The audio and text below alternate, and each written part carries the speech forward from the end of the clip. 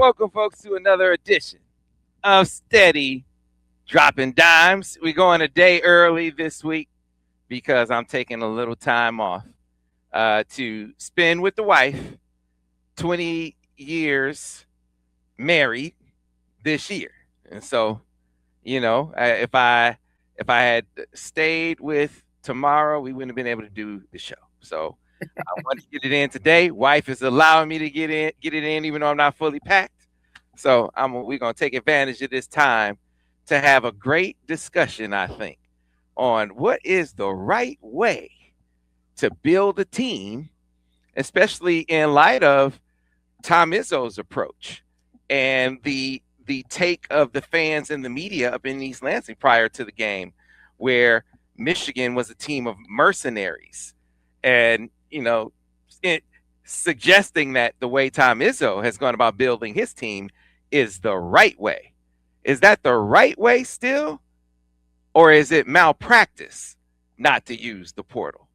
Is Tom Izzo guilty of hanging on too long and not getting with the times and adapting to the way things are done? We're gonna have a great discussion about that. And I'm not gonna put any. I'm not gonna make wheat. I'm not gonna put any of that on wheat. But I think you kind of know where I'm gonna go with this in this great discussion today. Daniel Horton will be joining us a little bit later. With that, wheat, how you doing this evening? I'm doing well, and you, man. Hey, congrats! 20 years, man. That is incredible, man. So that's the way, man. That is Yeah, the way. yeah, Hey, man. so to all my single people out there, being single, that's the portal. Stay out of that portal. That's not the portal you want to be in. Yeah, hey man. If this one didn't work, I think I've taken Tom Izzo's approach to marriage. The Yes, one I that's recruited from high school, yes, hey, that we that's it. stuck it out the whole way through. High school sweetheart, baby. I'm with you. We are brought to you by our proud sponsor at Golden Limo. If you have transportation needs, gotta ride on Golden. Get to your destination on time, every time, and in the lap of luxury. No detail is spared when you ride with Golden Limo, and that's in Southeast Michigan, in throughout the country, and even internationally. Golden Limo can be your travel resource, whether that's you need, individual transport and one of their mid-size SUVs or those navigators, or you need to get into larger group size transportation with their sprinters and party buses, and then of course large group transportation like the Michigan basketball team uses with their luxury motor coaches, or the Michigan football team as well, with several of those coaches. You can ride in the same luxury with the same style and professionalism and safety that is above all else. What they hold to as part of their core and their standard is getting their travel, they're getting the travel done safely and on time every time. That is the Golden Limo difference. You can get with them at goldenlimo.com. Be sure to tell them if you talk to them on the phone, if you call them, let them know that we sent you. That's how we keep it going with our great sponsor. I would never tell a head coach how to coach and how to build his team. So, well, I think Tom Izzo is a dinosaur. I think his way is antiquated. I think if you are making whatever, he's the highest paid coach in the Big Ten. You making that much money? I can see that the job is hard, but you're being well compensated for that hard job. If it was easy, everyone would do it, right? exactly. And he's been among the best in his profession for a long time. But this is a part of the profession now that he doesn't want to partake in. Does that make his way the right way if he's not adapting to the times? So let's get into the game within the game. Dusty May, who I interviewed on my show Monday morning, I asked him a series of questions, but at one point he said, "Hold on, before we move on, all this talk up there, they was calling us mercenaries and like we got just hired guns on this team." He's like, "Nah, it's insulting. That's insulting. You see my team when they were locked arms at midcourt. This is one of the most together teams that you'll see. They play for one another. They're unselfish. There's complete buy-in on this team. Like it's insulting to call us mercenaries. But why was that label applied? That label was applied because the intimation, the suggestion from Izzo is that, hey, I build with my I build with my own guys. I recruit my own guys. We develop our own guys. God bless you. But in his presentation of that, he is given the impression, if not said outright, he is certainly alluded to, implied that this is the way it should be. That the way I'm doing it is the way it should be done. And okay, it's a lot of, hey, I should have $1 million. That's how hard I work. I should get that. But I don't have $1 million. I better adapt to what I'm making. I better adapt to the surroundings around me. So, Sam, when people start speaking like that, this is what I do. I sit back, fold my arms, and I give them the. So what that is a built-in excuse. It's basically saying, you're going to whoop me, you're going to beat me, and here's the excuse, because I'm doing it this way, and this is the proper way to do it, and I'm against the portal, or I don't know how to use it, or whatever the case may be.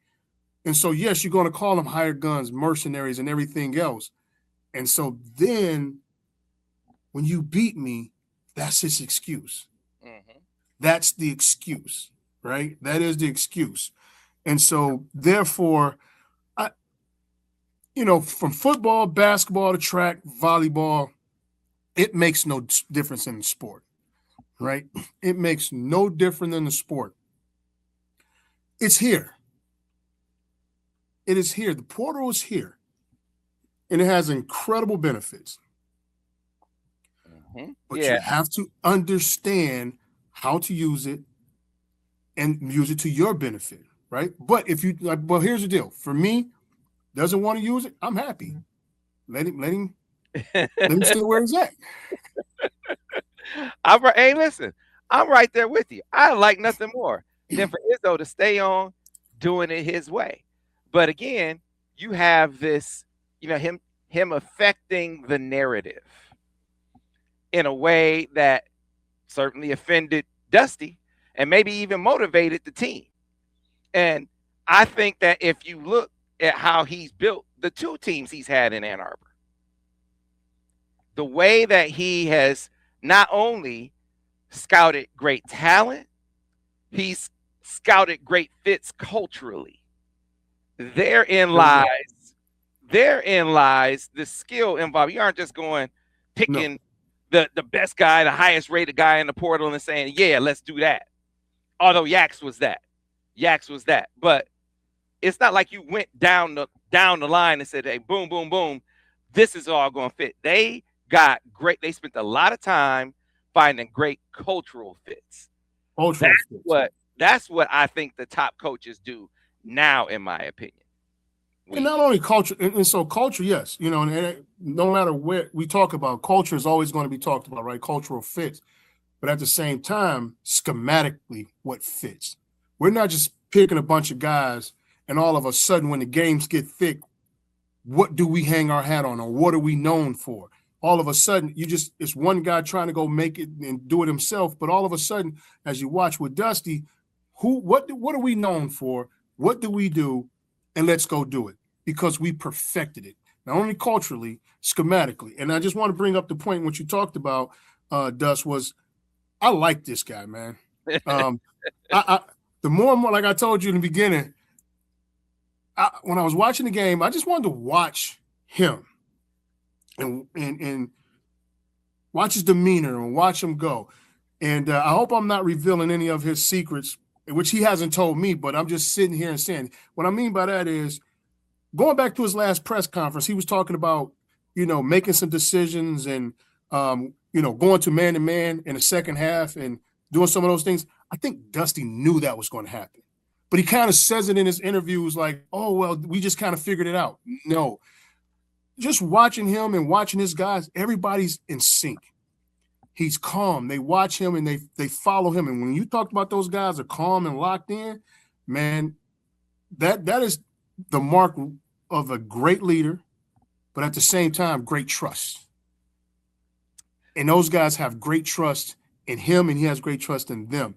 And the last note I want to really make about Dusty is I really truly think that he is probably one of the best coaches right now that I've looked at in basketball that does a great job of evaluating his opponents.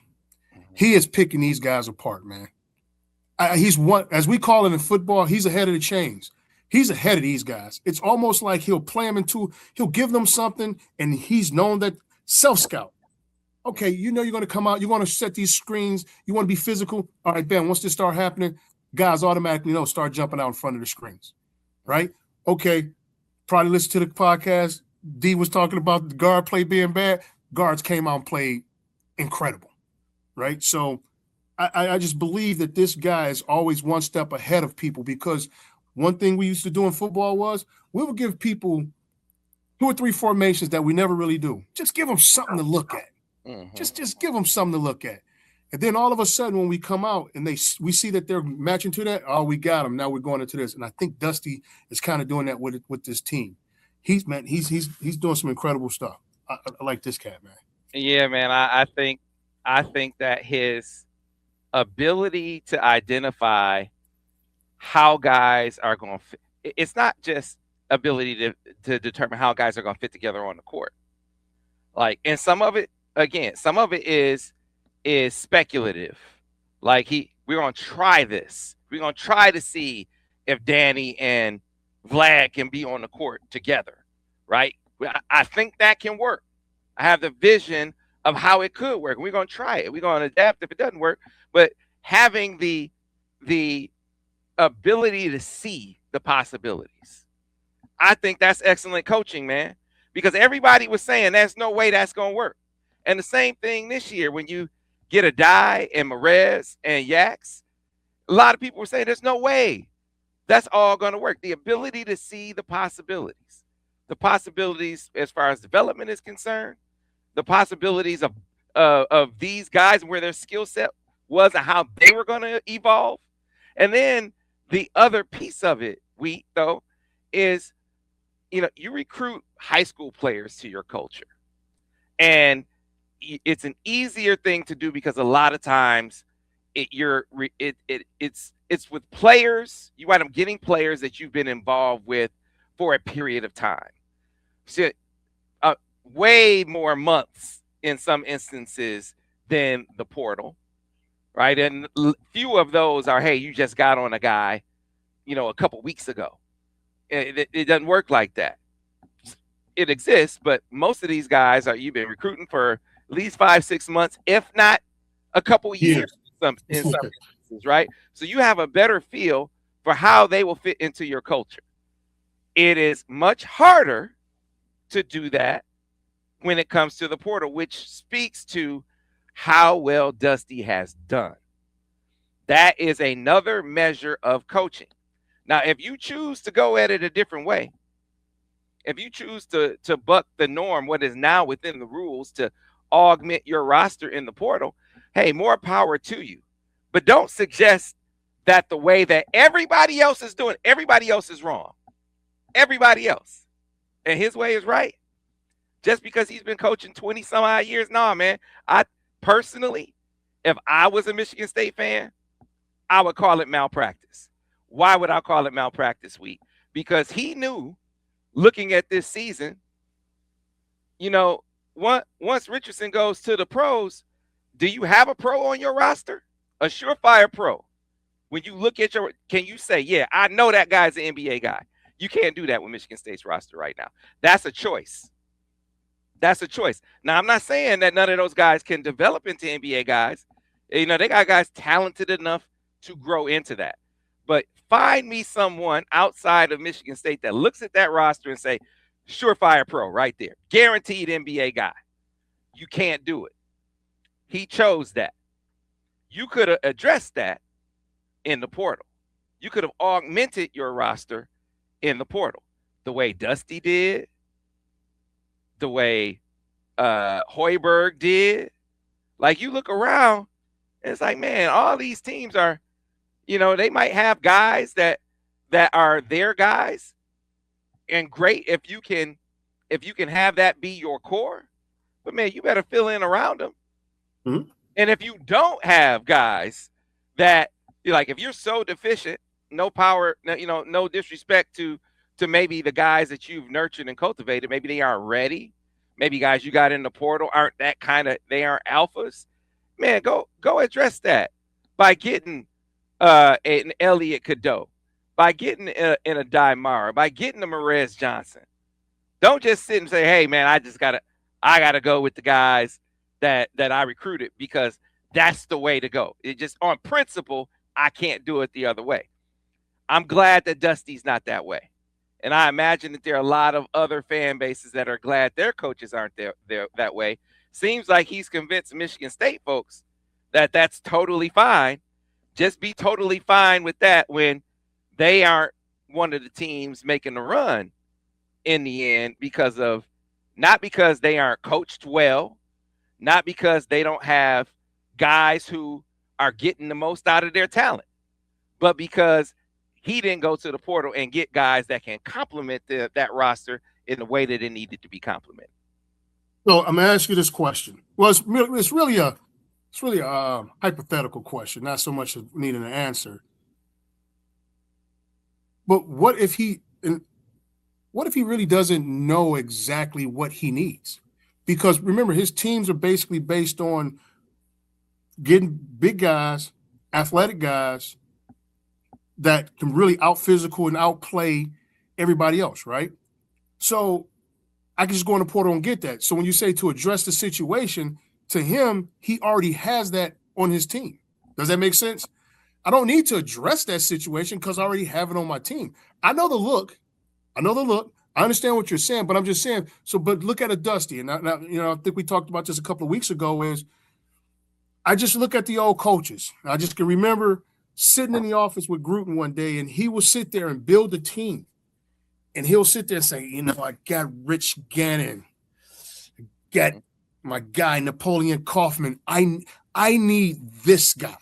And he will go, not only will he go from what type of person or stature, he will go with the attitude. He will say, I got Wheatley, I have this guy. And he would just kind of go through and he will build what he needs. And he knows exactly what he wants in a person, in a player, in the attitude, like you were saying earlier. So when you have those type of coaches, and then Gruden will go down to say, when we are in freaking Mile High and we're playing against the Denver Broncos, against Al Wilson, I need somebody that's going to be able to take care of this backer. We got Champ Bailey. I need a receiver that's going to be. So when you start building your team, you have a vision of what it looks like, and you start preparing those people. So I think what Izzo is like, I have that already, right? Because my team isn't really that intricate in detail. Does that make sense? So, and listen, man, I'm not disagreeing with it, but I'm just saying when I look at it in that term of, it's like, I could just go get that person. Well, it is not that. It's a little more intricate just getting a guy. Yeah, I guess but you look around your sport. Look around your sport and see how it's being done. What teams are the teams that are really making the runs? When you consider 3 out of 4 teams in the Final Four last year, their best player was a transfer. Does that mean they're mercenaries? No. Or did those coaches see, you know what? I gotta compliment my roster.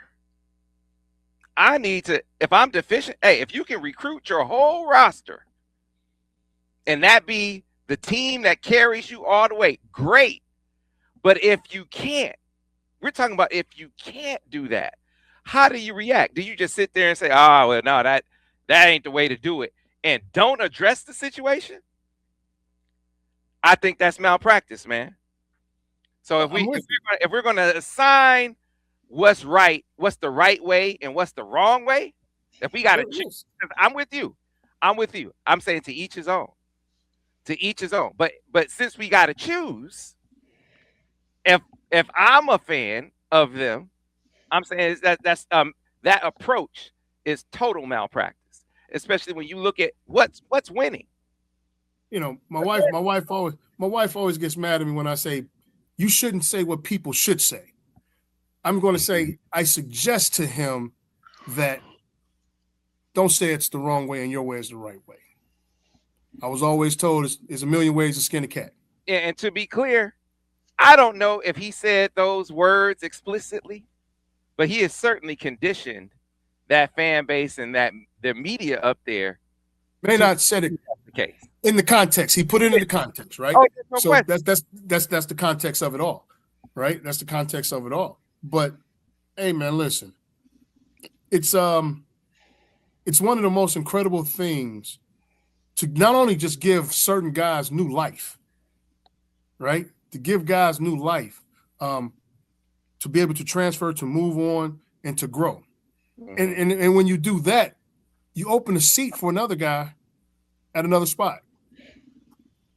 So it's a fresh rotation. I mean, I like it. But once again, I don't think just saying that it's wrong isn't right. Hey, so we look at the college football playoff, man. And the two teams in the national championship game. Who was quarterback in those teams? Transfers, quarterback. Mercenaries. Now, why are they mercenaries? Why are they mercenaries? Okay, so listen. I like to call myself a little sport historian, but so let's go back. Instead of calling them mercenaries, let's call them what the first word was called, ringers. Right? Because back in the day, before the NCAA, they had people playing on sports teams that didn't even go to the college. Mm-hmm. Right? And so that's when the whole deal of, hey, man, you got to be admitted into the school, you got an NCAA and all these rules. So I wouldn't even call them mercenaries, hired guns. I mean, but I'll just say, let's call them ringers then. If that's that, let's call them ringers. Yeah, I got a ringer. You know, let's go there. But man, listen, either adapt or get lost. Mm-hmm. That's where I'm at. That's where I'm at. I mean, you know, you look at LJ Cryer from Houston. We saw Janai Broom, you know, come in and just be an absolute. I mean, we witnessed that. Another dude, I can't remember what school he was at before Auburn. You know, you look at the Florida Gators. Who was their best player last year, Daniel? Walter Clayton. Transfer. Mm-hmm. Transfer from Iona. So it's like, man, what are we talking about? Like, if to me, your job is to use the available resources, all available resources, to make your team the best it could possibly be. The best. So if you leave it, if you're doing it for the money, or for the, I guess, is it that what's that? What would you call that person? Doing it just for the money. What do you mean? Yeah, like a professional or like we got to call it what it is, right? Like, these guys are not coming to Michigan because they, like, that was where I wanted to go. Like, they're coming to Michigan because they're being offered a certain amount of money. Is that the case?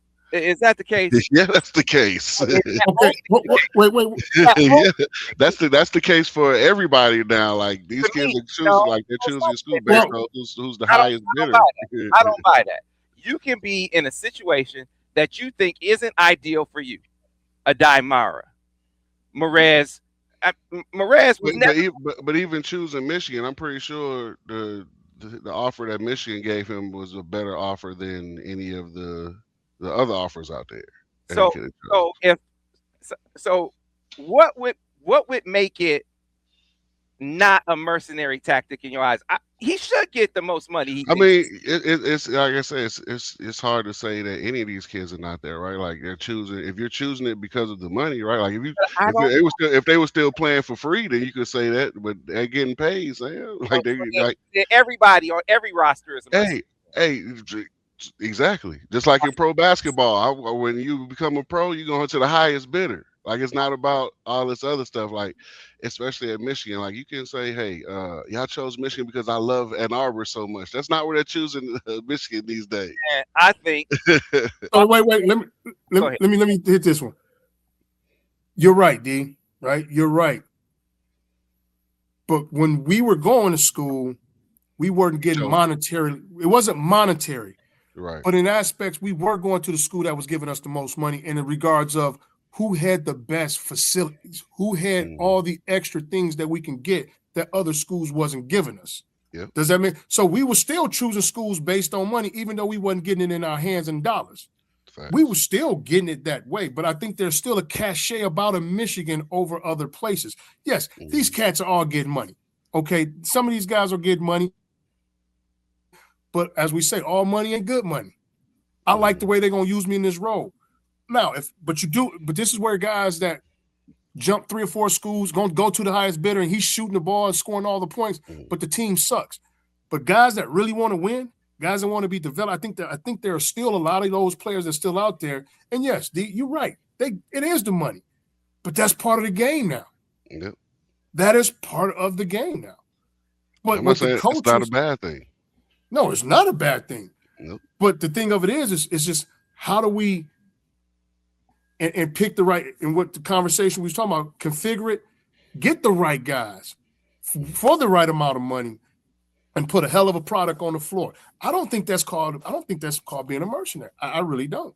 Hey, and even if it is, so be it. Yes. As long as you pay me my money, call me a mercenary, call me a professional, a hired gun, call me what you want to call me. Just make sure that check clear on the first every month. I don't care. I agree with Dusty because he took issue with that. He took issue with labeling his guys mercenaries. I give you a mercenary. A mercenary is the guy we talked about before on here. AJ Store is a mercenary. That's a mercenary guy who, he's at St. John's one year. He's at Wisconsin the next year. He's at Kansas the year after that. He's at Ole Miss the year after that. When you're a coach and you recruit that player, you say, hey, this is just a hired gun. That's all this is. It's not about, he's coming here to doesn't fit anything. That's strictly a money play. Yes. Strictly a money play. But these guys, I mean, you look at Janai Broom, he came from Morehead State. You look at Walter Clayton, he came from Iona. Did they get more money to come over there? Sure. But did they develop? Did they develop at the places they are? Because I think that was a big part of, I know it was a big part of the decision for Merez, for Adai. Adai was hardly getting off the bench at UCLA. And so we always look at development as, okay, Adai, whatever the coach did at UCLA, it wasn't working because the guy that came to Michigan, he's thriving. Like maybe the last 2 years his development was on him. That's one thing I think as a former player and as a coach, like these guys got to take some ownership in their development, right? It's not, and just because it didn't happen at UCLA doesn't mean that something at Michigan is just so much more better, so much right. The coaching is so much better. No, bro, you take advantage of your. I work with kids every day, Sam. The coaches aren't in charge of your development. That's the worst. That's the worst. I would say that's the worst misconception in basketball. You don't get better in practice there. You get better outside of practice. So that's a misconception. You coach, you play. I offer a lot of deference to you on those two facts. Because you've been at the highest level. You forgot more basketball than I ever know. But man, this the hater. This the hater Daniel. No, it's not a hater. It's not about any one player. For any player in the sport of basketball, your development is on you. If you're waiting for any coach or any program to develop you, that's you're going to be waiting a long time. Well, your job when you go to any program, whether it's UCLA, whether it's Michigan, your job is to put in the work necessary for your development to continue. Development isn't always linear either. So you still have to continue to work. You can't I don't subscribe to that. Hey, he went play for this coach, so he got better. No, maybe something clicked in his brain, so he go put in some different work. Come on, man. I think for me, when I say development, it's like this. Like you say, yes, it is on the player to develop himself, right? I think it's a two-way street. You have to go in. You got to put in the work. You got to put in the skill, right? But I also think the development means in my role. And you know this, and we talk about all the time, that game may not be for you that night, but that system may not be for you. You may not thrive in that system. It may not match your skill set. So therefore, as you get into a different skill, like some systems expose what you don't have. Does that make sense to you? Like you get into a certain system and expose what you have, and maybe you don't have the skills and talent to develop that. But when you go someplace else and they say, "Hey man, here's my boundaries, here's where I lie," I can grow with it right here. Here's my boundaries. I can grow like a son of a gun right here, and I can develop this way as fast as I can in this other system because they were asking me to do so much that I didn't have the capability of doing. And that's where I'm talking about in the development of a player, because I can grow faster because I know who I am and I know who I'm not. So look, there is personal accountability in every case of growth and development. Like you have to put in the work. You have to take you have to be introspective and pay attention to your flaws. Don't lie to yourself. Take coaching. All those things are true. But to suggest that, hey, a guy just came to Michigan at a time where his growth was going to happen anyway, as if Dusty and his staff and their developmental acumen, it's just happenstance. Like they're there. They're reaping the rewards that any coach would have reaped. I would buy it. That's not what I said. That's not what I said. It's you said development isn't linear. That you're not going to buy that just Michigan. You talking about a guy 20 years old, Sam, 20, about to be 21 years old, Sam. Like, come on, man. If he's not good now, is he ever going to be good at 20? Come on, man. Like when he came to Michigan, that hey, it's not because of the coaching that he got. If we were talking about one player, I say okay. I don't necessarily agree with Daniel, but I don't think I can't say that his point is wrong. But Danny Wolf. What did Danny do differently here in Michigan that he didn't do at Yale? He just did it on a larger scale. So he did it on a larger platform, but his numbers were almost the same. What 13 and 9, right? But Danny Wolf himself saying, "Man, I wasn't playing away from the rim like this at Yale." I thought that's why they recruited him. That's why Michigan recruited him. Exactly. So they unlocked the part of his game that he wasn't using at Yale. That's development. That's development. Okay. So Danny didn't already have that in his game. So it didn't take coaching to help him bring it out. He didn't have to get into a situation that was going to help him with that. Danny Wolf, Adai Mara, Elliot Cadeau, Marez Johnson, like all these guys got better coming to Michigan, and they got that just happened. That has nothing to do with coaching. No, so the system that they play in, the production that they have, some of that, yes, is due to the system that they play in and the positions they're being put in by the coaching staff. But Sam, there are all these guys you name, except for Morris Johnson, all these guys have been in college basketball. Some of them, this is their third year in college basketball, right? If you don't see an improvement playing at a North Carolina or coming to Michigan, no matter what your name is, you're not working hard enough, period. Like, and I give these guys credit because they've come to Michigan. They have put in the work. They have been successful. They have thrived under Dusty's leadership and their preparation and the things they do to win basketball games. I'm not taking away from any of that, but I'm telling you, when it comes to player development, any coach will tell you it's on the player. I'm telling you, I deal with it every day. It's on the player. Like everybody has mechanisms in place for these kids to get better, for these kids to come in. They have they have a practice facility, they have a weight room, they have a nutritionist, they have a strength and conditioning coach. They all have the same thing, Sam. They all from program to program, they all have the same things. So it's all about how you take advantage of it and apply it as the player. So what is development? What is development? Is development purely what are we talking about? Are we purely talking about, hey, he couldn't dribble and now he can dribble. He couldn't make he couldn't go over his left shoulder, but now he can play on both sides. He can score with both hands. Things like that are part of development, yes. But isn't part of your development also the ability to utilize skills that you may have had on some level, but ability to use those skills on a higher level more consistently? Because Elliot Cadeau, man, they basically were chasing him out of North Carolina. But he was playing at North Carolina. He was playing North Like, Carolina, and they were like, "Hey, man," he, they were questioning his ability. Was he ever going to be able to take care of the ball? Was he ever going to be a consistent 3-point shooter? Even though he had improved some in that regard, but it's on a totally different level at Michigan. Taking care of the ball so much better. was he a 5-star kid coming out of high school? Ronan, hey man, Adai, he way too soft to even play. Surprised he went. Isn't he a Spanish national team kid before that? That's Okay, what I'm saying. These guys, these are like high pedigree, like, come on, Cadeau is a 5-star McDonald's All-American coming out of high school.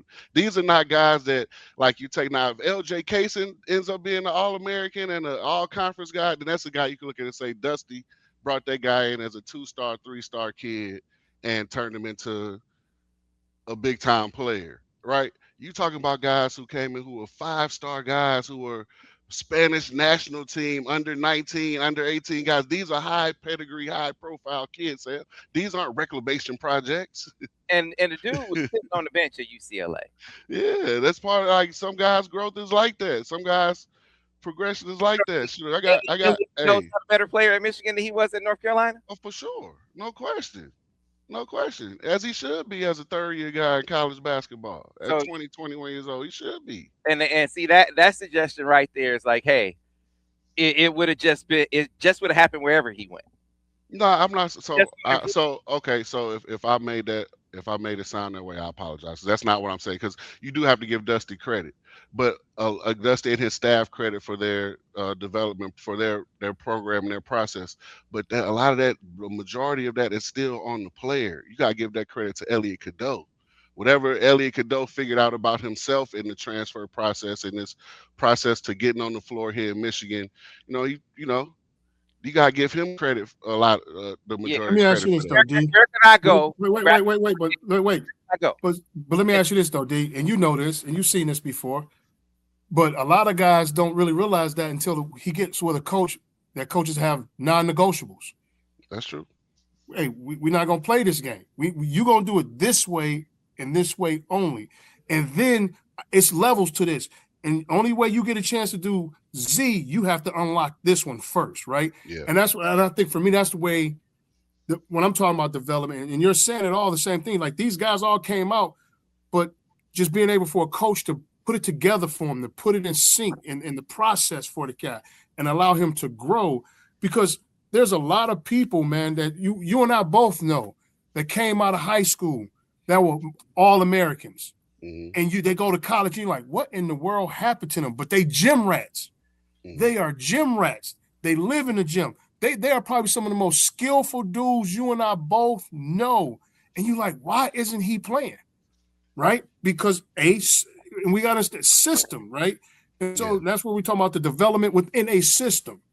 And if you don't grow within that system and you don't develop, we will never get a chance to see that skill. And so what I'm saying is, and I think what Sam is saying, is these guys that are coming in, yeah, they have it, but Dusty has did a great job of putting them into place to succeed and to grow where they're strong at. And that's where I think where for me, that's where the term development comes in there. Yeah. And I could just use me as an example. I wasn't no shooter. I wasn't no dribbler. But damn it, I mean, I'm just saying, you in front of that rim, you getting poked on.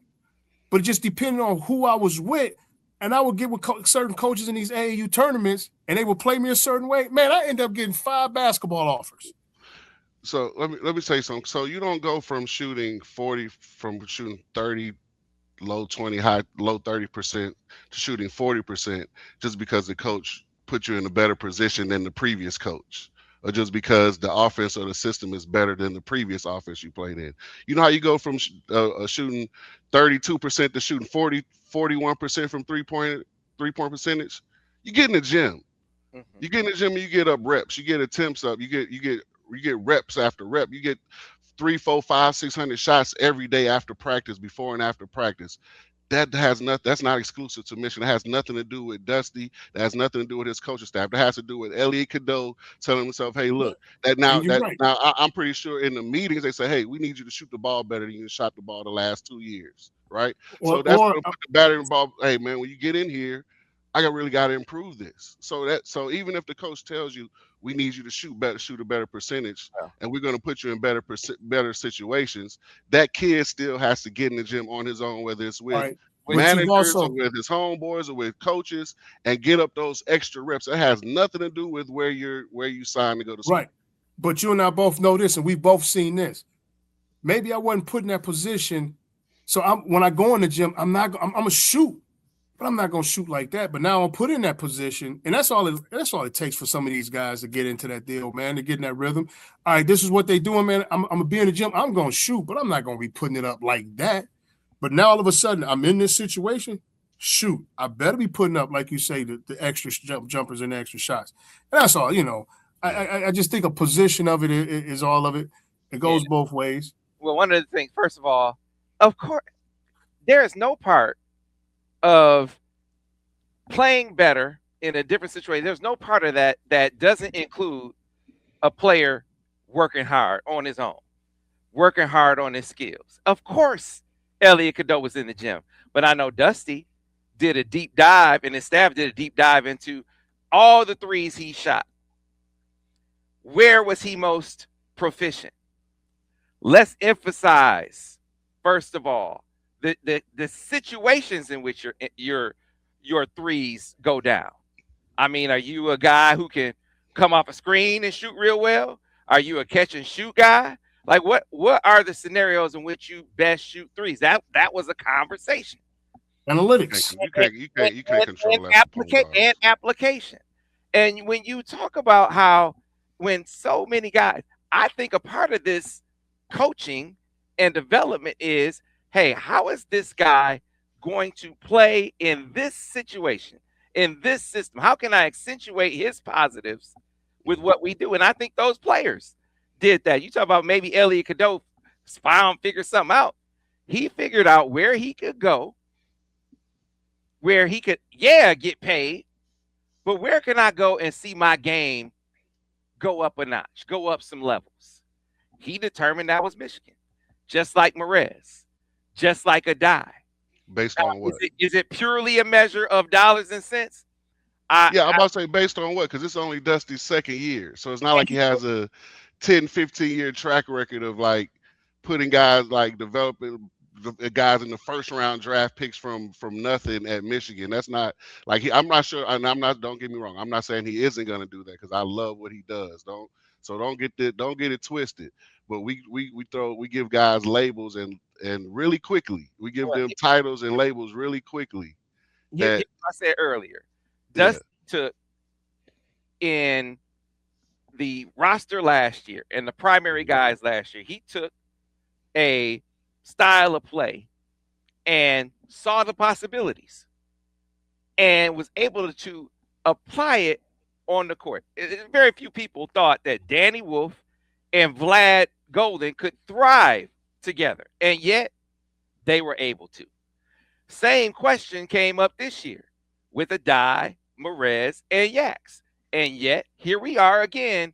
Yeah, it's only 2 years, but 2 years where we've seen the same scenario emerge. Hey, they questioning, how is this going to work? How is this going to fit? Dusty figures out a way. And all these guys, those other guys made their decision, it was only 1 year. They're part of the second year. So we can't give them the credit of having seen a second year of Dusty doing this. They chose Michigan after one. They chose Michigan after 1 year. Yes.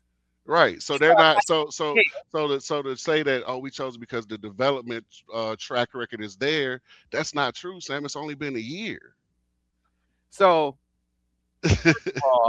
with the bigs, they without question looked at the job he did with the bigs last year and said, you know what? Hey man, I want to go do that. And I'm getting 600,000. I want to go and have my game diversified like that. But it's not like Elliot Cadeau just has to look at what they did last year and say that's the sample space for Dusty. He can look back at FIU and say, hey man, or FAU and say, look, John L. Smith was one of those guys. Look at how he grew and developed under Dusty. I could go get my game off like that. So you got a bigger sample space. Or even in the year that we saw my man who left for Miami. Why is his name escaping me right now? Trey, when we saw Trey Donaldson last year, It's like, man, that dude, wow, he went over there. That dude, You got a decent I year. like how he was able to get off over there. So you can look at a few different. You don't have to just limit it to even the 1 year for an Elliott Cadeau. You can look at beyond last year and say, I could go there, and that is going to bring more out of my game. I didn't even mean to get off on this tangent. The the the topic was what's the right way to build a team There is no right way. in the portal There- area. There's no exact formula. So Not with the portal. There's no exact formula. It's your formula. It is what you make it. It's what we're talking about right now. It's what your formula is. What is your philosophy, and how do you vet and value players? What's that player value to you? You know, and production. How is he going to produce? Is he going to produce defensive side, or you want a guy that's going to play both ends of the court? You know, what are you looking for in players, and what are they going to do?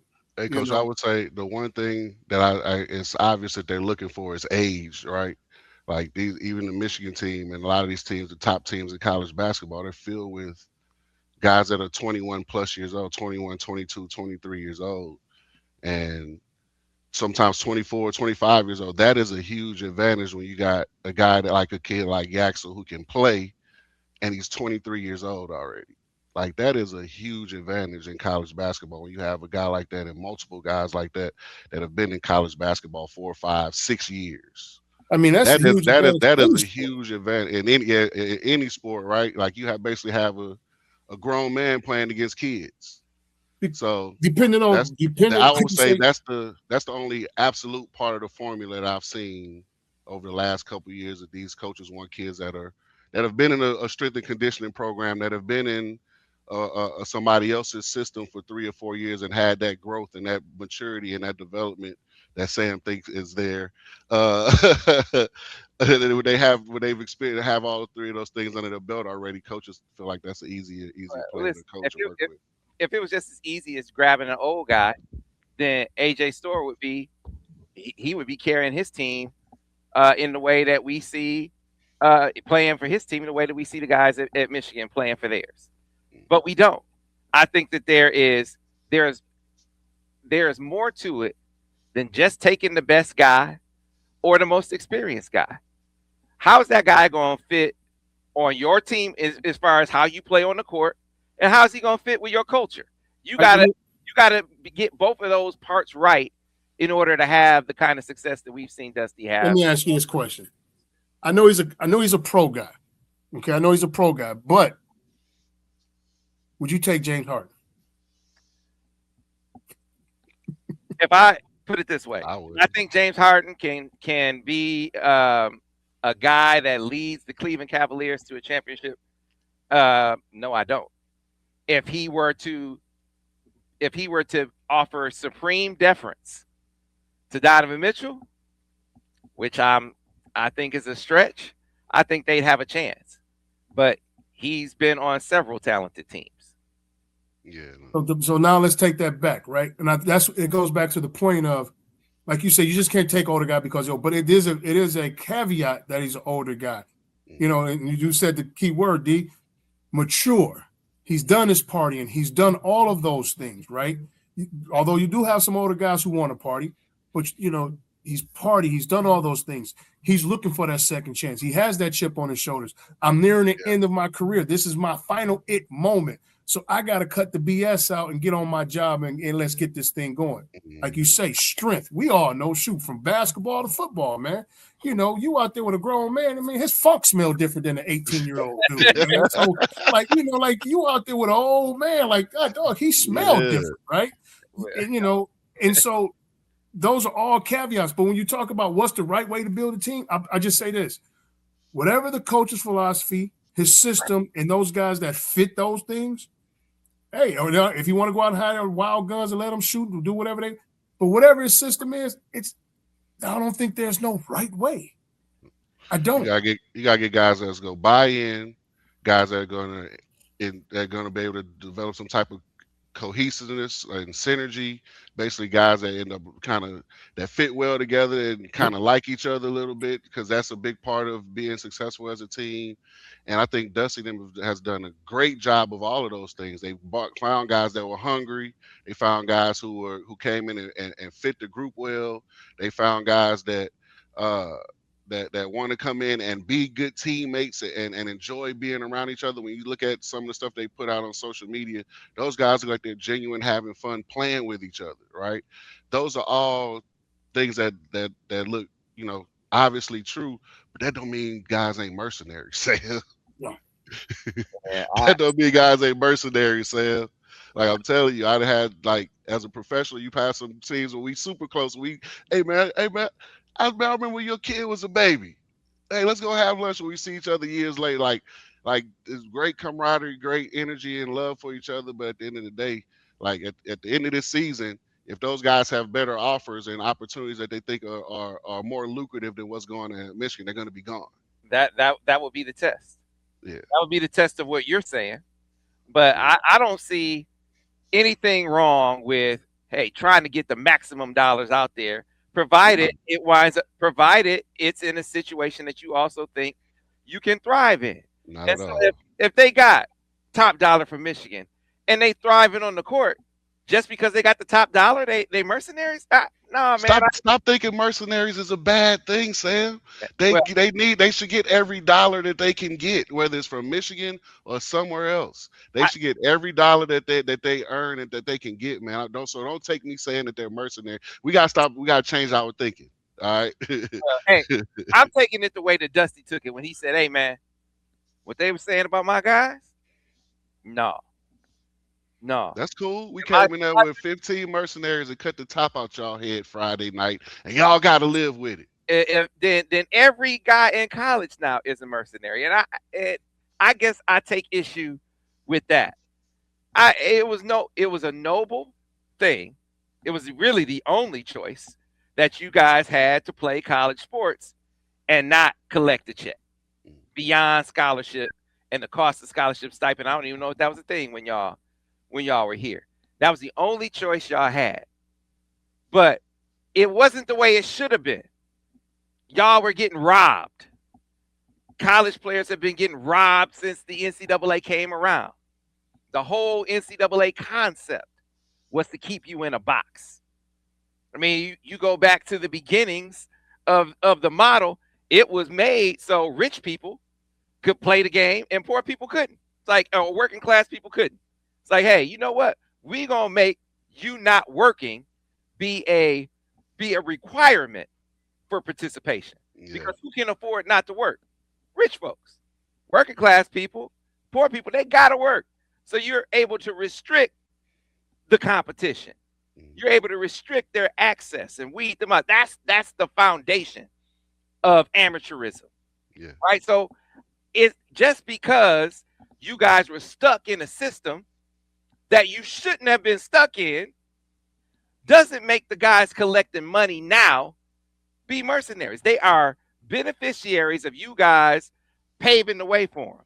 That's a nice way to say it. To me, and if we want to get away from the term mercenary for a minute and just talk about the right way to build a team, look, I'm just reacting to the narrative that they put out, that Michigan State followers and Michigan State media put out, like, this is the way. Izzo's way is the way. Well, let's test that, because to me, I look at that roster and I say, I give them credit. I think Izzo is doing a tremendous job this year, having those guys be top 5 in the Big Ten. I think it's amazing that they had that comeback on Michigan in the second half. I think it's commendable that they only lost by 12 points. Good job. They're mercenaries too. Shit. You only lost by 12. That's a great job. Izzo is getting the maximum out of that roster. But he is not doing what the other coaches around college basketball are doing to be successful. If you choose to go that route, then, hey, man, you better be recruiting like Duke. You better be Wait, pulling them down wait, like Sam, that. hold on, Sam. Don't they have a bunch of transfers too? Hey, he don't make it sound like it, even though he's had some transfer portal guys, he make it sound like he don't be hitting it like that. He's like, hey, I keep my own guys. I develop my own guys.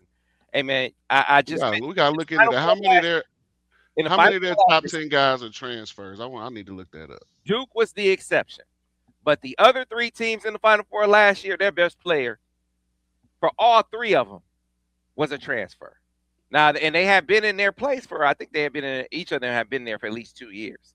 Mhm. But each one of them was a transfer, man, because their coaches looked at their roster and they said, man, you know what? We need to fill in some gaps here. I can fill in that gap in the portal. Izzo, with his roster, knew he was going to have gaps. Knew this roster was going to be deficient of talent-wise compared to the the year before, with Richardson going to the pros, and he chose not to approach the portal the way the other teams approached it. And now you find, if you look at the top 5 teams in the Big Ten, they're the least talented squad in that mix, which is commendable, but that's a choice. That's And definitely. if I'm a fan, I'm like, man, you know what? I hear what you're saying, but I call BS on that, bro. You don't want to get in the portal. You don't want to go through what the other coaches are going through to maximize their rosters. You don't have to take a LJ or AJ Store and have a hired gun, a mercenary on your team. But can you go and scout to your culture, scout to your style of play, scout to how they would fit into both? You can do that. You can do that. We've seen 3 teams in the Final Four do that last year. We see Dusty May in his first 2 years at Michigan doing it at a high level too. Mhm. No argument there. So anyway, I didn't mean to get off on so much on a tangent. Man, I wanted to get into Big Ten power rankings and everything. Yeah, just don't be upset at the mercenary term is what I would say. Don't be upset at that. That's not a bad thing. If we can afford the best ones out there, let's go get them. Like don't hey, and let's build the team. If Dusty has the ability to go out and pick which ones he want that he thinks will fit his group because he has the financial might and the basketball acumen to pick the right ones, let's go do it. Hey man, So hey y'all call us what we want. mercenary is not a pejorative. If it's not, then why are we making a distinction between the guys he recruited that are getting paid a ton of money and the guys that he got from the portal that are being paid a ton of money? Why are we? It's all the same to me. Is if like at this point these kids are picked, they're going to the guy who to the like they're not saying, hey, this school offered me the better development opportunities and they're paying me 400 and this school is offering me 700, so I'm gonna choose the school that's offering me 400 because it's more development. No, they going to the school that's paying them 300,000 more, right? That's we don't have to be ashamed of that. They, like you said, other athletes have come before them that have paved the way for them to have this opportunity, and now that they have it, I don't care if Dusty should have just let that roll off his like water off a duck's back. Man, say what y'all want, man. We just came into Breslin, won by double figures, and we all come to Ann Arbor in a couple weeks or a month or whatever. We're gonna kick you in the mouth again with whatever you want to call them, mercenaries, hired guns, whatever. We call them Wolverines. That's what Elliot Cadeau is. That's what Adi Mara is. That's what Morris Johnson is. They're Wolverines now. And you can say whatever you want. But when y'all line up again, when y'all come to Ann Arbor, we're going to kick you in the mouth again. I don't care. Well, I can say on the football side of things that having spoken to agents of these guys, there were several guys who took less money to stay at Michigan. It ain't a lot of them less money. Sam, be real. If Wisconsin 247 came on this and said we're gonna offer you 300,000 more to come. Well, I talked to one of the guys' agent, and I don't want to talk about the guy because it ain't my place to talk about his pockets. But 7 figures from Michigan. Let's say he's gonna get $1 million from Michigan, and he was getting offered 1.5 and 1.7 from 2 other schools. And he turned it down. and he turned it down. Hey man, Asian was like, man, this is like pit fire him. Fire six. your client. Asian was sick. And that's what the Asian was like. He's like, man, I don't know what to say. But I that don't was know what to say about this. Maybe I can't speak for football, but I know in basketball, I haven't heard of too many kids that I know I've another been guy around and one seen of the best turn players. around less $500,000. who took For less to basketball, stay football, versus best player. could have gone to a Big E school and got more money. Mm. All right, let me ask you this though. Not Let me a, ask you this. but more. He And stayed in. let's go back to the basketball deal. If I'm talking to a coach and I know what type of style of player I am, and I'm asking you how you gonna use me, what's the system, blah blah, whatever the case may be, and this is the money. But I go over here and I ask this coach, and I see your system, and it really don't fit me, but I'm gonna get paid. My number's gonna be bad. I ain't gonna play much, but I got the money. But you mean to tell me I'm gonna go here? I like the system. I'm gonna get maybe $500,000 less, but I'm gonna ball out. That's gonna increase my revenue for the next deal. Yeah. And for me, that's what that's all about. I mean, and I think that's where a lot of times I think we talked about it on the last episode was all money ain't good money. You know, how am I gonna be used? How am I gonna be utilized? Because now I'm sitting here, yeah, I got the dough, but I'm sitting on a bench. I got 4 guys in front of me playing. Now that ruins my chance and my opportunity of securing the bag even more the next go round. Yeah, those schools don't even get past the first conversation though. Like by the time those kids get down to making a decision between the 2 or 3 schools that they're looking at, the money is pretty much comparable at all 3 schools. You know what I mean? So it's not like they're gonna like I'm gonna go like I'm not gonna I can get more money, but I'm gonna sit the bench over here. The schools they look at it like they're gonna sit the bench, and they're not gonna have an opportunity. It's gonna be a similar situation where they those guys not even making it past the first conversation. So by the time they get to the point where they're making these decisions, the money is comparable unless somebody just comes at the last minute and like, hey, we go make an offer that you can't refuse. So maybe say, like you said, Sam, I haven't seen anybody turn down $500,000 to $600,000 difference, but maybe they have. That's news to me. Yeah, man. So, um, I want to make brief the power rankings conversation and Mm. condense it in this way. So the top 5 teams in the Big Ten, according to record, and I think in terms of just composition of their teams, is pretty well established right now.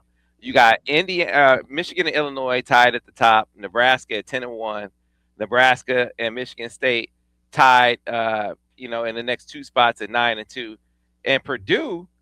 Actually, I should say that Purdue and Wisconsin actually tied next at 8-3. But the top 5 teams are all ranked. Michigan is number 2, Illinois is number 5, Nebraska number 9, Michigan State number 10, Purdue number 12. So, how would you rank those top teams in order? And then after that, the next group of probable or possible tournament teams, and that's Wisconsin, UCLA, Iowa, Ohio State, USC, and Indiana. USC and Indiana are both 6-6 in league. It'll be interesting to see what they do. Which of that group of teams, Wisconsin, UCLA, Iowa, Ohio State, USC, and Indiana, is the most likely to rise up? Move up a sea line, rise into that top 5. Who would you pick as a team that is the most capable of making that kind of noise? So give me your ranking of the top 5, Daniel, in the Big Ten, and then who would you pick as a team to maybe rise up and challenge those 5 the most? Okay, so I don't have too much disagreement with the way it's lined up right now, right? With Michigan being at the top and Illinois being right there. I think those are clearly the 2 best teams in the league. And I think it's kind of it's a bit of separation between them and those 2 teams and the rest of the league. Even Nebraska and Michigan State. I watched Illinois go to Nebraska and win basically by double figures. I think when I stopped watching it, they were up 11-12 with a minute or 2 left in the game. We just went to Michigan State and won by double figures, right? So I think those 2 teams are clearly the 2 best teams in the league. I can't wait till they play each other. I think it's going to be a dogfight. And of that next group of guys, next group of teams that kind of has a chance to come up from where they are. I think is maybe UCLA. You add a kid like Elijah Arenas finally gets healthy and he's able to come in. You get a kid that can drop 25 to 30 points per game, and at that size and athletic ability, that's kind of a wild card. Adding a kid that talented this late in the season. Yeah. So if I had to just take a wild guess of which one of those teams will rise up and kind of play a little better and move up in the rankings, I would say USC. Yeah, I disagree. I don't know how you feel. I disagree with the top five being in that order. I have Michigan, Illinois, Nebraska, Purdue, Mm, Michigan State. I think Michigan State is clearly the fifth best team in that contingent. Purdue had a little bit of a lull there where they lost three in a row. They shook out of that. It's going to be interesting to see. Can they become more stout defensively? I think that has always been a hallmark of Purdue teams, and to see them yeah. not be a stalwart defensively this year is kind of surprising. I have questions if they're going to be able to score against elite teams.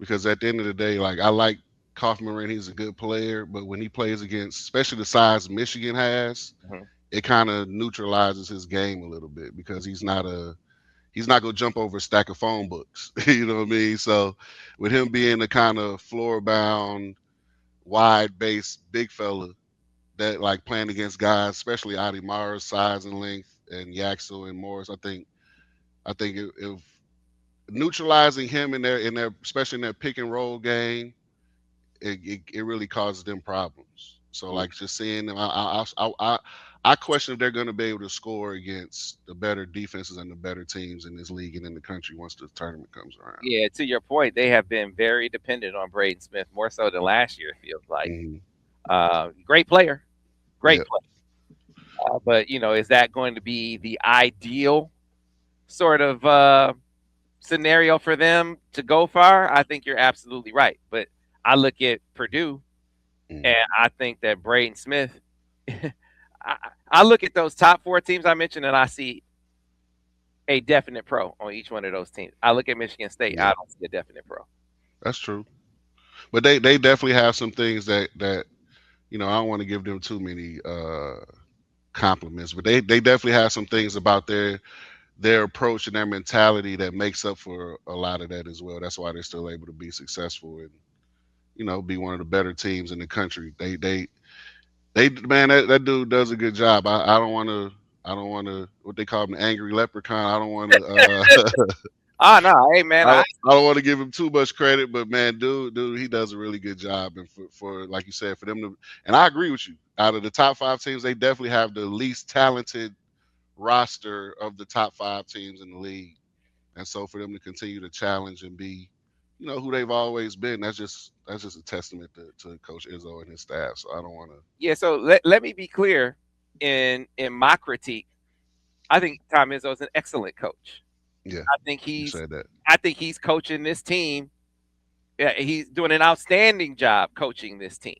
Mhm. And like I said, that there for them to be top five with this roster is a testament to those guys, to the point you made earlier, but a real testament to the job that Izzo and his guys, my man Sadi, Yeah, that they're doing with this roster. My point is, your roster didn't have to be no, the least talented team in the top five. it's a reflection of their unwillingness to conform, I guess, right? And that's not okay. If you don't conform, you just go get passed up. And right now, Dusty's passed you up. I'm not saying Dusty's the best coach in the league right now, right? But he's doing, in my opinion, he's doing the best job in the league as far as how quickly he has Michigan where they are. Now, the next piece of that is sustainable success for 15, 20 years like Izzo's had. Then Dusty will be the king of the Big Ten. But right now, he's kind of, Dusty understands what era we in. He understands the times we in when it comes to recruiting and like you said, roster building. So he gets a ton of credit for that. Yeah, that's an epic moment. Dusty sitting in front of the student section. I got to go with I Wisconsin. told you. I got to go with Wisconsin as the team. You got two guys in Nick Boyd and John Blackwell. that either one can go off, and they go off at the same time. Man, they obviously knocked off Michigan, Yeah. right? Obviously it was an off day for Michigan, but still, I mean, those dudes came into Chrysler and took it. And so I look at them and say, the matchup with Michigan State next week, I think they play. Hmm. It's going to be a big one. And between those two teams, I can't say that I expect them to win at Illinois. I mean, yeah, Illinois. I think that's next week as well. They Mm. got monster week. Mm. But man, do I think they'll beat Michigan State? I actually do. I actually do think they'll beat Michigan State. Yeah. Because that game, I was looking at the roster earlier. I think that game's at the Kohl Center. So between that, the schedule, I think they finished with Purdue. Yeah, man. Oh, there it is. They're the Yeah. standings. But yeah, man, I like Wisconsin as a team because Mick Cronin is gonna find something. Something's gonna be wrong, man. I mean, I get your point. I'm not saying it's gonna happen, Daniel, in identifying their roster, but you gotta put the Mick Cronin factor in there too. Yeah. Something gonna be wrong that he gonna throw his team under the bus. Yeah. Nah, he's that's kind of he's the most brutally honest, the most straightforward. Like he lets his intrusive thoughts win. They ask him a question about something, he just gonna get off. He's in his mind thinking like, man, we got to fly all the way back to California. So he's gonna get off in a tangent about how the Big Ten schedule is toe up. So he's one of them guys, man. He's like, man, it's amazing to see how much he complains, but he's a good coach, man. And to have UCLA where they are, they're within shouting range, right? I don't think they're gonna shoot up and could challenge for the league or anything Man, like that. But you see what they just said in the chat? They said Michigan State lost to Minnesota. and see, that's where Michigan and Illinois are gonna create some separation from the rest of the league. We're not gonna. I don't see us losing those games, right? Even the games we had like against Penn State or against whoever. They've been close games, but we found a way to win them, and I think that's what they'll continue to do. I don't think we'll have slip ups like this where we lose to Minnesota at home. Like Mm-hmm. that's crazy. Yeah, yeah, That's that's crazy. So I terrible. think Terrible. we'll create separation between us and Illinois. Create separation between the rest of the league eventually. That's terrible. We'll call it the emotional hangover from the And we Michigan. go kick you in the mouth again. But man, they just let's move on. Let's move on. We Super Bowl, man. We got to get these Super Bowl picks in before we go. So this has been a kind of season of improbables. Like you just couldn't have told me at the beginning of the year that New England would be a playoff team, let alone in the Super Bowl. And then when you look at Seattle, they get rid of Geno Smith, they get rid of DK Metcalf, they get rid of Tyler Lockett. When they made those moves, I was like, man, wow. Would this be a step back?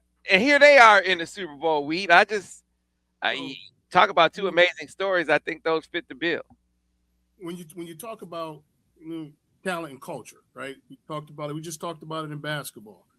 Sometimes, man, you add through subtraction, right? Those guys did not fit what Clint Kubiak and I work with Clint, and I played against his pops for a long time, and it's a system of spreading the ball. It's a system of the bend but don't break. Take what the defense give you. And Metcalf, is one of those guys. He wants the ball. He wants it, and he's pretty limited as a receiver. He's not a great route runner. I mean, he's a big, strong guy who could go get the deep balls, but he's not a great intermediate route runner. So with that being said, man, Clint Kubiak does a great job in that offense. And then of course the defense on Seattle is playing lights out. But then you go back east to New England with old Vrabel, right? Hey man, we're gonna kick you in the mouth. He has those guys riding high. Warriors, he got them. He got them, man. And so when you get teams, and you said it, D, when you get teams believing in the coach and in the system and doing what what it takes to play your style of ball. Gritty in New England. Mike Vrabel's old type of football, right? And then you go out here on the West Coast and they say, listen, we're going to kill you with a death by 1,000 paper cuts. We may not be as physical, but we're going to get after you. We're going to stay after you. But at the end of the day, you got to pick one. I'm going to go with New England. Wow. I'm going to go with New England. Okay. Because at the end, I'm just going to, this is just me and my life and how I live it. You solve all problems with aggression.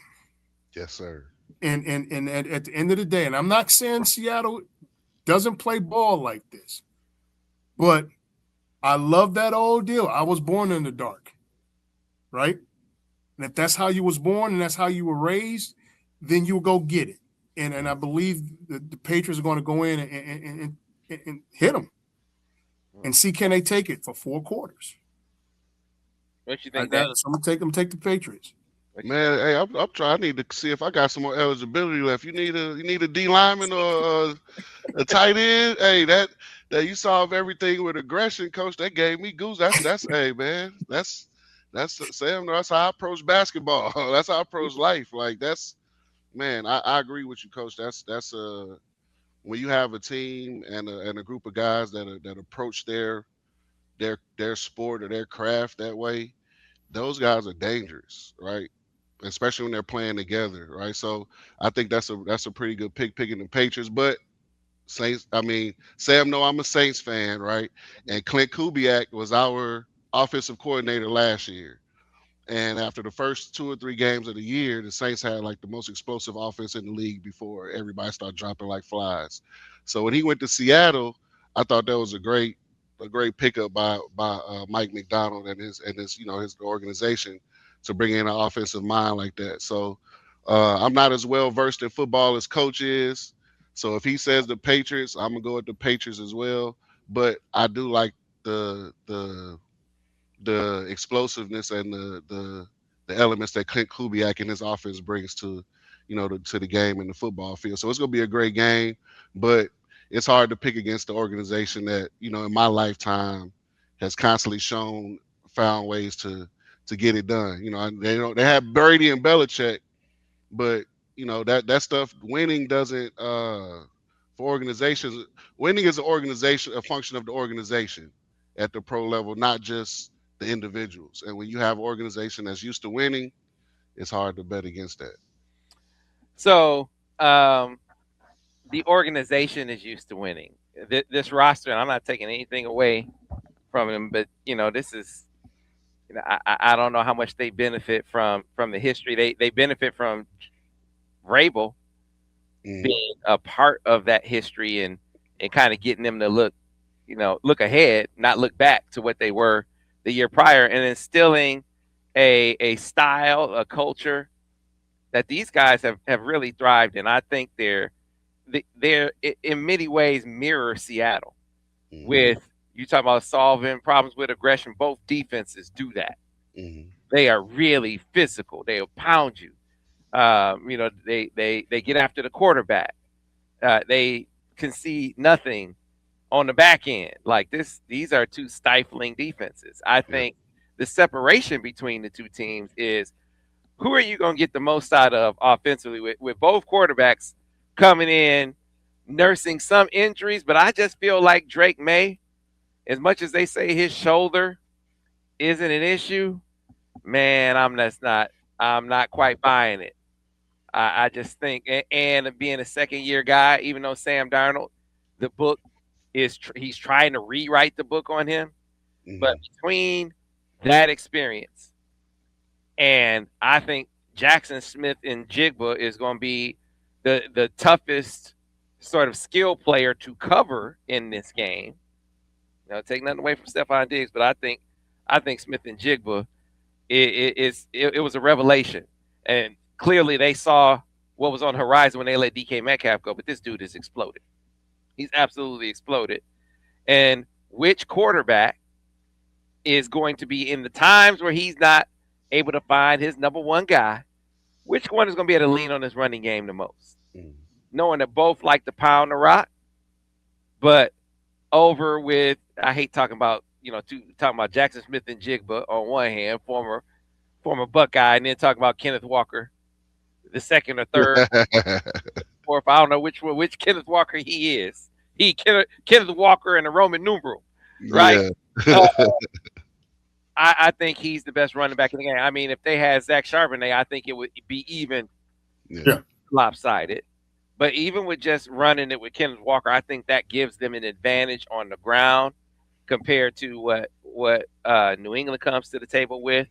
I think it'll be a closer game than we've seen some years, but I think it's going to be Seattle, man. I just second year quarterback going against a beastly defense.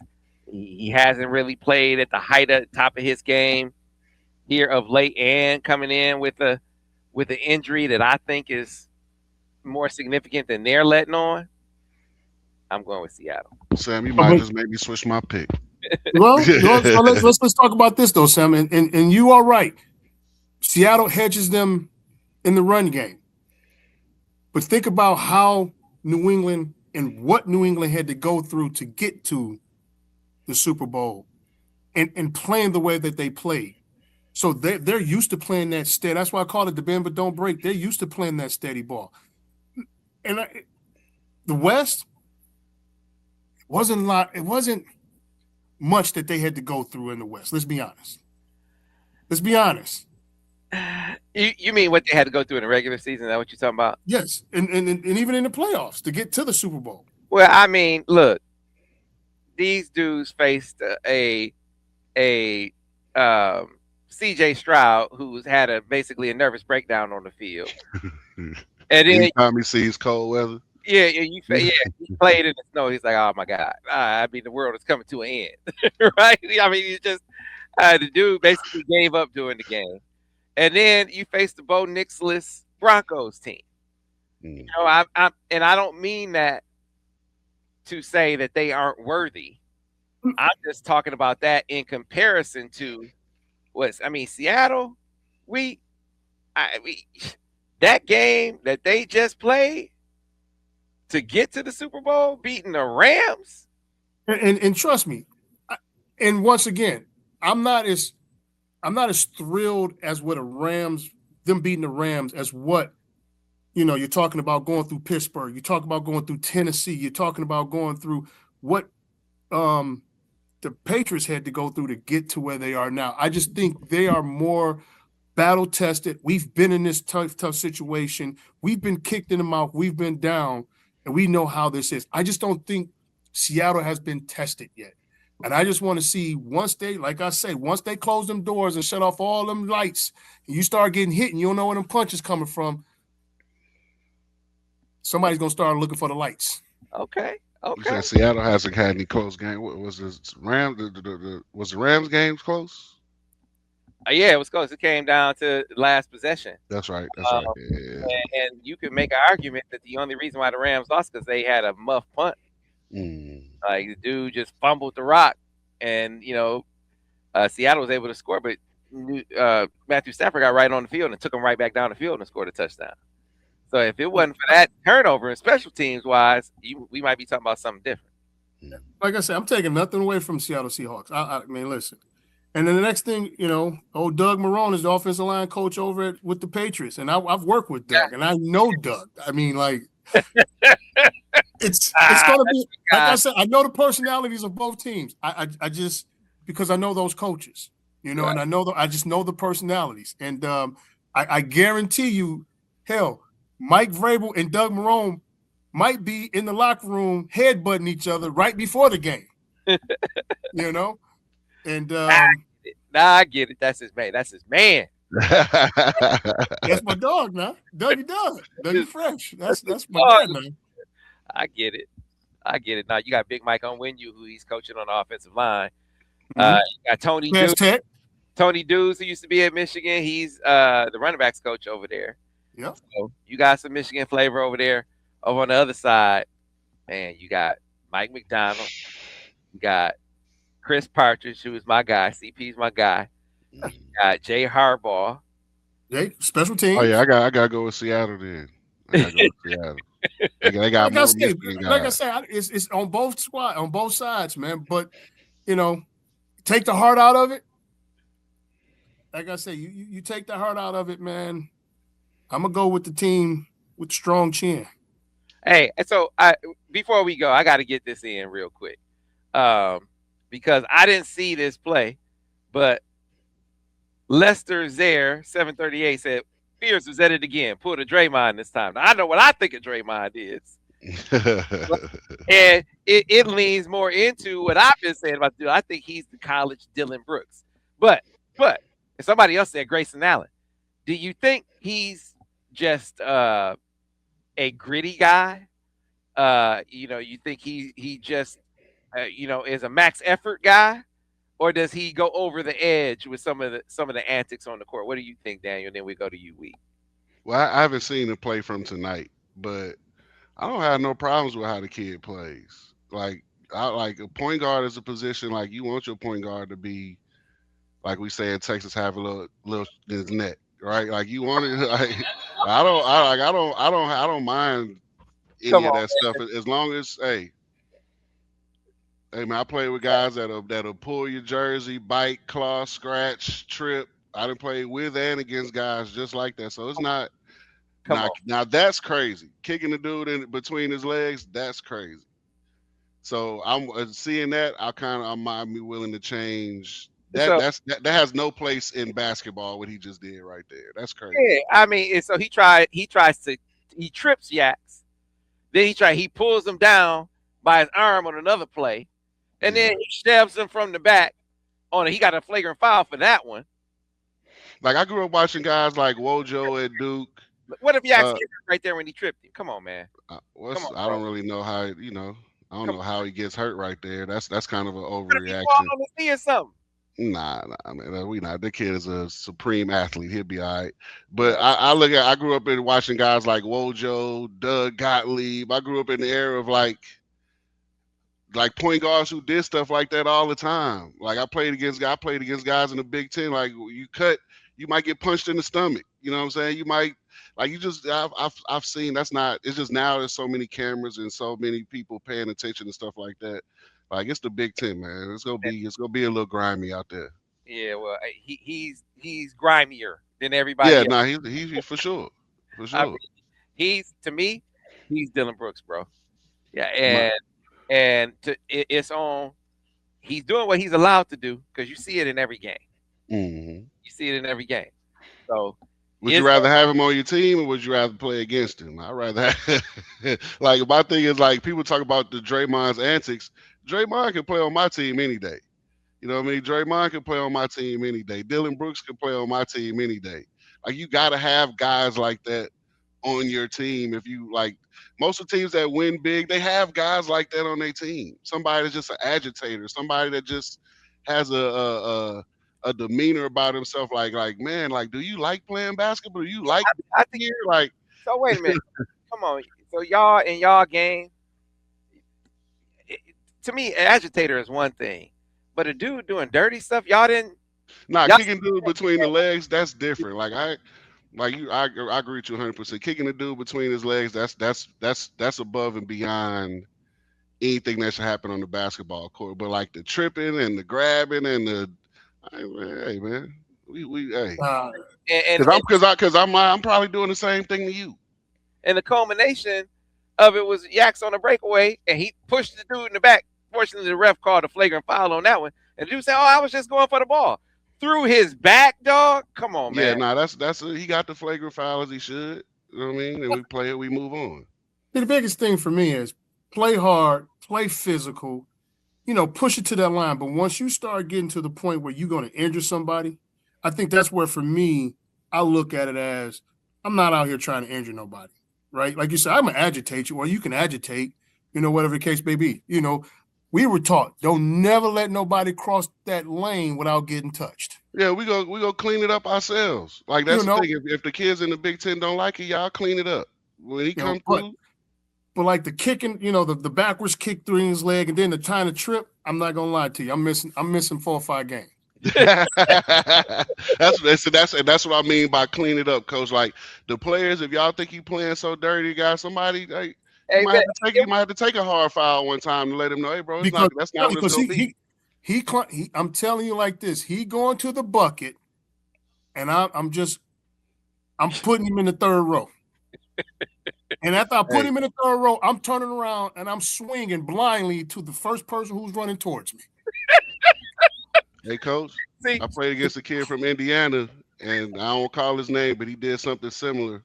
And I forearm shivered him into the row of cheerleaders and press row the first 2-3 minutes of the game, and I got an offensive foul, and the ref said, "You do it again, I'm getting you out of here, Horton." But you know what he didn't? You know what he didn't do the rest of the game? Yeah, He didn't do the stuff he did. They got him pushed and knocked into the first row. because So the like biggest you thing, got to man, clean is it up this: yourself. we want to play, right? We want to play as hard as we want. We want to get you off your game, right? Mm-hmm. As much as we can, but it's also a gentleman's game. I'm not out here trying to hurt you, man. Yeah, just don't push me in the back while I'm in the air. That's like the one thing in basketball. Don't push me in the back while I'm in the air, which is what he almost did to Yaxel. But anything else, me and you will figure it out as this game go on, buddy. Don't worry about it. We'll figure it out. and the problem is it's something like that in every game. And so, hey, I'm one of those people that loves a dude that is gonna give you be physical, is gonna get in your head. I think Draymond has, as he's aged, I think as maybe he's, Father Time catches up with everybody. Mm-hmm. I think that has crept more in. That all of that, the extracurricular stuff has crept more in, because I think that he's one of the best defensive forwards that has ever played, but I don't think he's that anymore. Mm-hmm. And so since he's not that anymore, and guys maybe want to try him more than they did before, I think it's like, hey, this is the way to kind of compensate for that. That's why him and Kenyon Martin stay into it. They're kindred spirits. Towards the end of Kenyon Martin's career, he was the same way. Flagrant fouls, hard fouls, technicals. Like that was him as well. Like Draymond is going out the same way. I could go through and name a number of different guys that were considered enforcers or whatever you want to call them. And as they get older and more ornery, I'm too old for this. When you come down here, I'm just gonna leave something on you. And now you got to go make these 2 free throws. So like, as these guys get a little older and get more ornery out there on the basketball court, you definitely see an uptick in, hey man, I'm just gonna foul this guy, man. I'm gonna foul him super hard too. Yeah, I think you got a point though. We can close with this. I think that he's gonna run into a Tyrone Wheatley or a Daniel Horton on the court if the refs don't get a hold of this. Yeah. I don't think that Dusty was just, he could have answered that question and just moved right on. Say, hey, you know what? Things happen in the game, just move right. No, he was like, no, watch the tape. There's more than one instance where he did some dirty stuff. I think that's Dusty talking to the refs. Izzo said, tell him to call me. If he thought that saying something to Izzo was going to work, I think he would have. But 10 games into the Big Ten season, over halfway through the year, if he's doing all of that game after game, then clearly the coach is okay with it. So why am I going to call you about it when you've been allowing this all year? No, I'm talking to the refs and say, hey, man, my team showed great composure. We're fortunate that we didn't get hurt. I want you to police this so my guys don't get hurt the next time we play them. And if you get in a situation against a team less composed than mine, you're going to have a real issue on your hands. Somebody going to turn and swing on this dude. And then what? Because who's going to say, you're a coach. Somebody was doing that to your player. You like, hey, man. Yeah. You know what they used to do back in the day? Hey, Big Ricky, come here, man. I got an assignment for you. Come check in the game real quick, man. I need you to go take one real quick and sit him in there. Hey, man. So next time we go to the basket. The old bounty. The old bounty. AK said, but player safety though, right? Like Michigan, they got the signs. That's endangering the players. Like, come on, bro. these dudes. This is definitely some player safety stuff. Yeah. Some of the stuff that he does, but I he think his craftiness has been allowed to kind of cross the line a little bit. I will say that, like, because he's crafty. Like he'll be handling the ball and he'll get in the big man's path and let him run him over, or he'll get in the lane and he'll stop and show the ball, or change his pace, have a change of pace that allows the big man to jump and land on him and flip guys over and stuff like that. So he's crafty in a way, but it's definitely, if he's doing stuff like that now, he's kicking guys to try to sell a foul. Like now you're going beyond being crafty and gamesmanship. You're going beyond that. You're going into a whole new territory that, you know, hey man, you go catch a guy skating without a stick and get your ass whipped out there. You keep playing. that's what's up. All right, folks. This has been a great session. I knew it was going to be a spirited session, maybe not in the way that I thought it was going to be a spirited session, but it was a spirited session nonetheless. To the 2,000 of you who joined us live, we appreciate you. To the rest of you who watch us on replay, we appreciate you as well.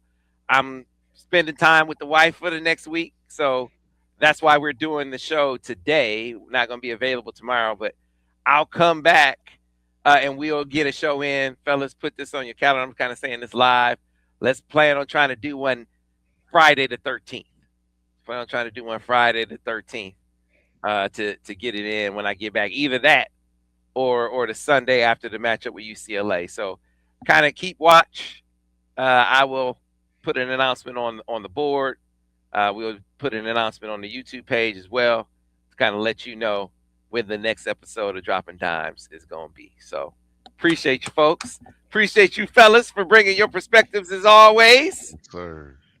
And appreciate, that Michigan team, Dusty, going out basically calling his shot, giving us a lot to talk about. I never want Izzo to retire, by the way. I want to make that clear. I think Izzo should coach another 10 years. Come on, Tom. Let's keep it going. Hey man, y'all go to dinner when he done too. It's gonna be funny. All right, folks. Thanks for watching another edition of Steady Dropping Dimes. We'll see you next week.